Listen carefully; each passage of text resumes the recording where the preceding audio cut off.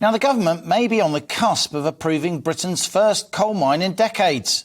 The Cabinet, we're told, is rallying behind a proposal to open Woodhouse Colliery in Cumbria, which we're told is part of a plan to wean the UK off Russian coal imports. In October 2020, Woodhouse Colliery was given the go-ahead as the first deep mine coal mine in Britain for 30 years. And if developed, it will produce coking coal, which is essential in steel making. Ahead of last November's COP26 climate change conference in Glasgow, though, ministers launched an inquiry into the Woodhouse Colliery amidst protests from environmental activists.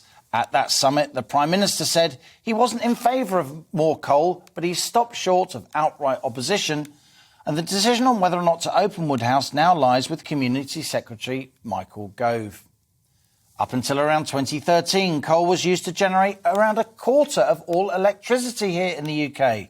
That's now fallen almost to zero, with Britain relying on gas, nuclear and renewables like wind and solar to generate that power. Britain's typically imported 40% of our coking coal for steel making from Russia. But British Steel, now owned by the Chinese, of course, and Indian-owned Tata, which also makes steel in the UK, they've stopped importing Russian coal since the war in Ukraine. Both companies have found alternative supplies from mines in Wales and the US and Canada. And Russia's invasion seems to have galvanised the Cabinet in favour of developing another source of UK coking coal for steelmaking, an industry which still employs 30,000 UK workers. Supporters of the new mine point to China, which still has over 1,100 coal-fired power plants and is building more each year. They say the UK now uses very little coal, so we're more than doing our bit to tackle climate emissions.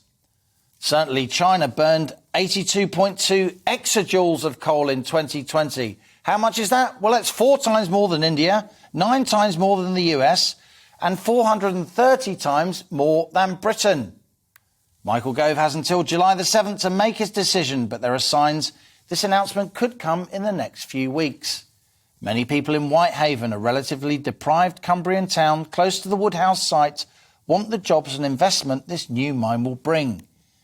Environmental campaigners, often wealthier, largely living elsewhere, remain staunchly opposed. So what should happen? And that's our On the Money question today. Do we need more coal mining in Cumbria?